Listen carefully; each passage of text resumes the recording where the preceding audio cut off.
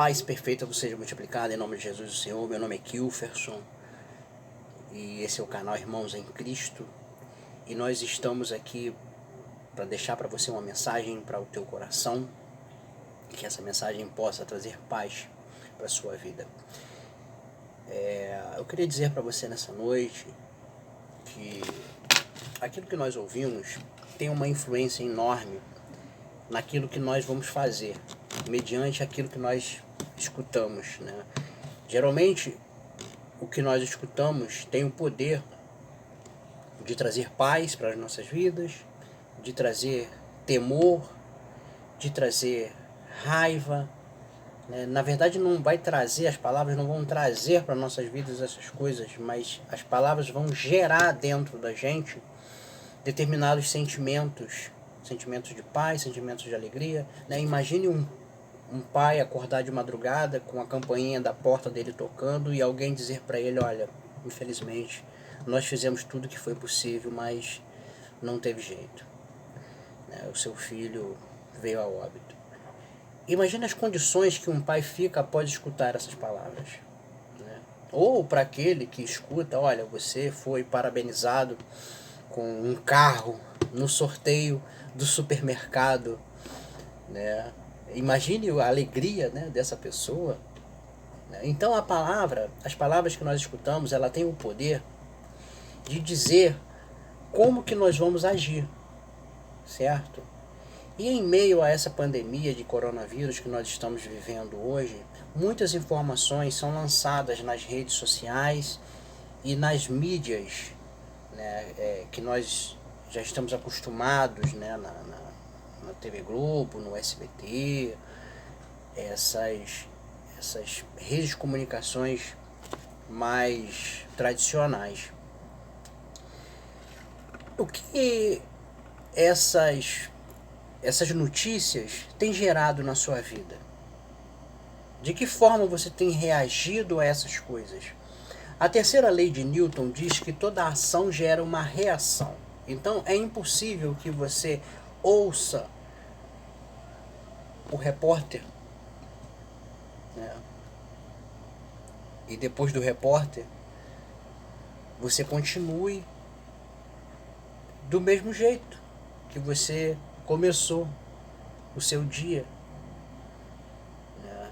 Como que você vai reagir você sabendo que no dia de ontem morreram 400 pessoas de coronavírus e que a tendência é morrer mais, né?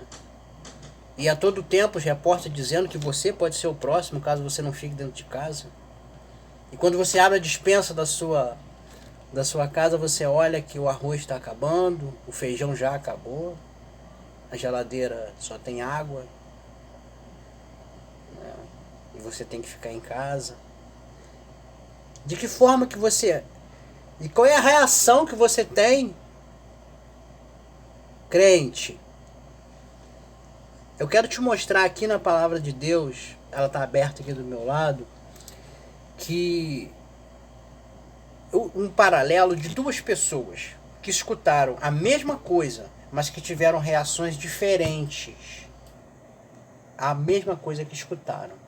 Essa palavra está escrita em 1 Samuel, no capítulo 17, que diz assim, ó, a partir do versículo 10. Disse mais o filisteu. O filisteu que ele está falando aqui é aquele Golias, aquele gigante.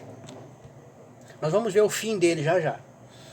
E disse mais o filisteu: hoje afronto as tropas de Israel. Dai-me um homem para que ambos pelejemos. Aí o versículo 11, ó. Essas foram as palavras do Golias, certo? Do gigante.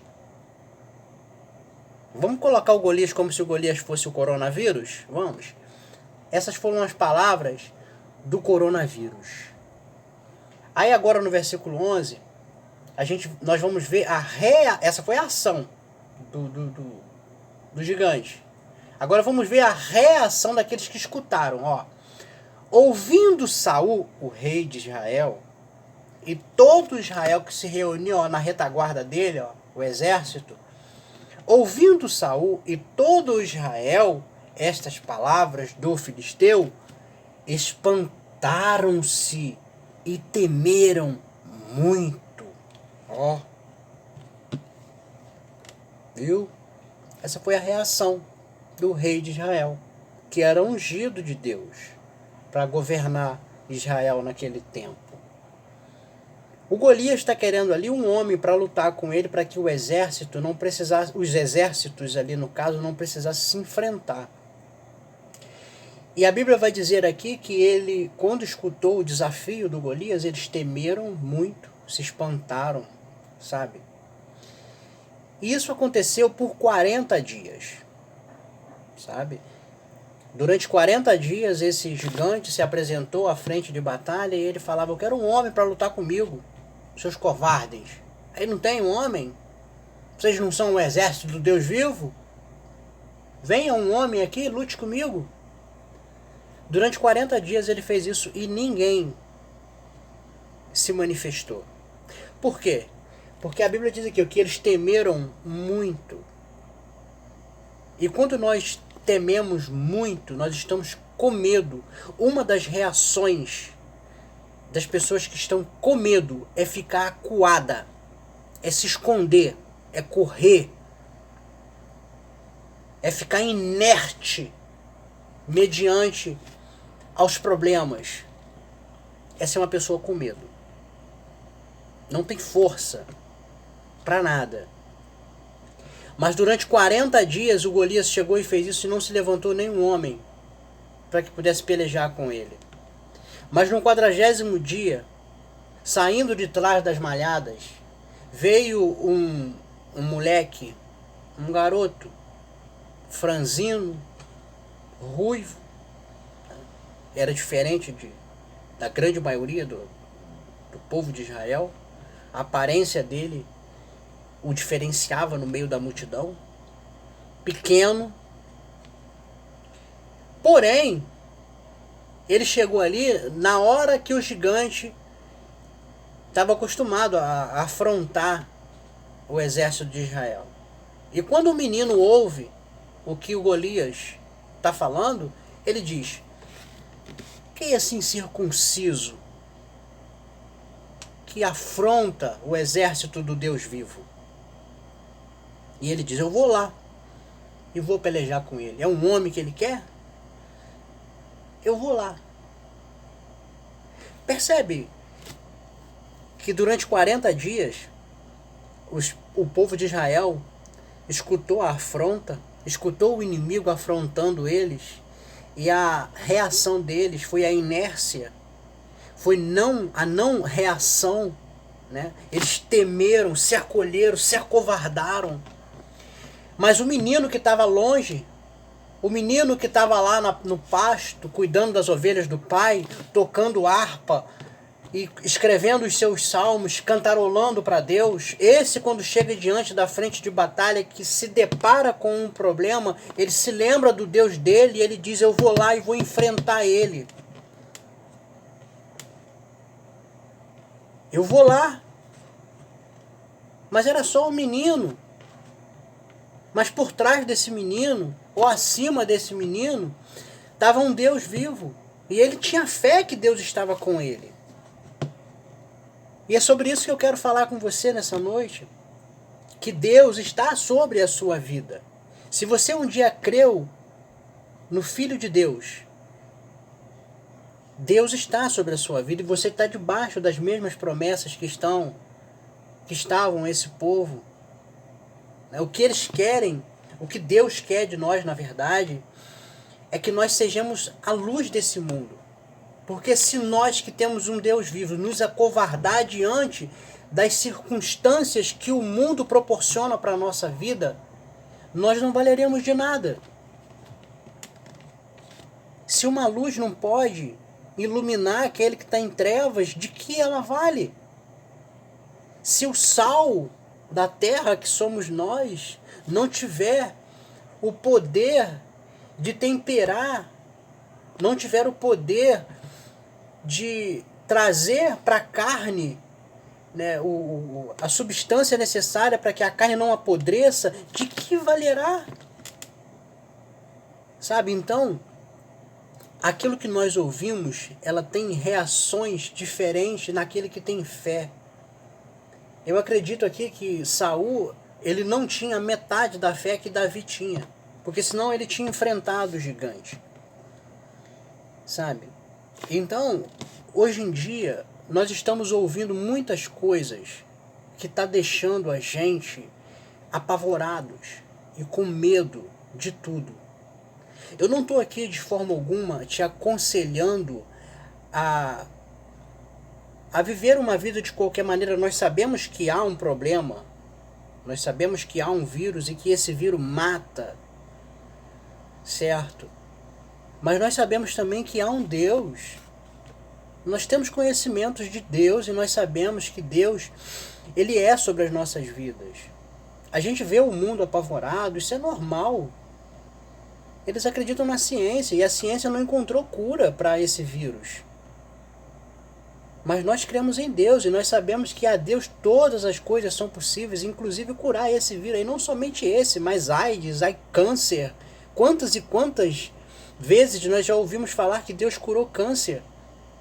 Eu sou prova viva disso na minha família, sabe? Deus cura, Deus protege, Deus livra de todo mal, mas o que eu tenho visto são pessoas, são crentes estritamente apavorados com o que tem ocorrido, com o que está acontecendo. Eu não estou aqui dando um aval para você colocar Deus à prova não, e você bater de frente, né? Mas que você tome as precauções necessárias para a sua higiene e para você proteger aqueles que estão à sua volta, certo? Mas que você faça isso com fé, que você faça isso com temor de Deus na sua vida, sabendo que Deus é sobre você e sobre a sua casa. Que essa mensagem possa trazer paz para o seu coração, entende? E que você não seja como Saul, que você seja um Davi, que enfrente isso de frente, sabe?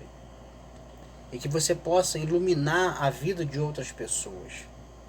Que você possa trazer para a vida de outras pessoas através de palavras de confiança, certo? Palavras de poder, certo? O apóstolo Paulo, ele diz assim: eu não me envergonho do Evangelho, porque sei que o Evangelho é o poder de Deus para a salvação de todo aquele que crê.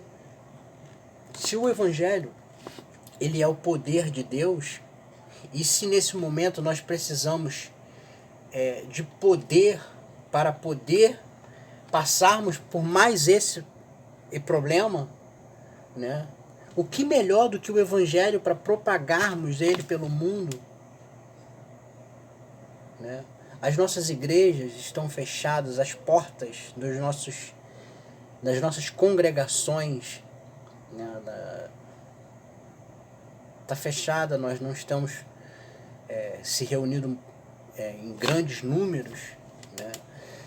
Mas a gente tem aqui os veículos de comunicação, nós podemos transmitir, balancear um pouco a palavras de maldição, palavras de morte, para trazer para essas pessoas esperança em dias melhores, sabe?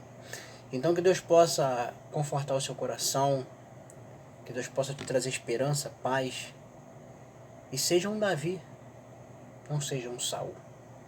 Vive o Senhor dos Exércitos.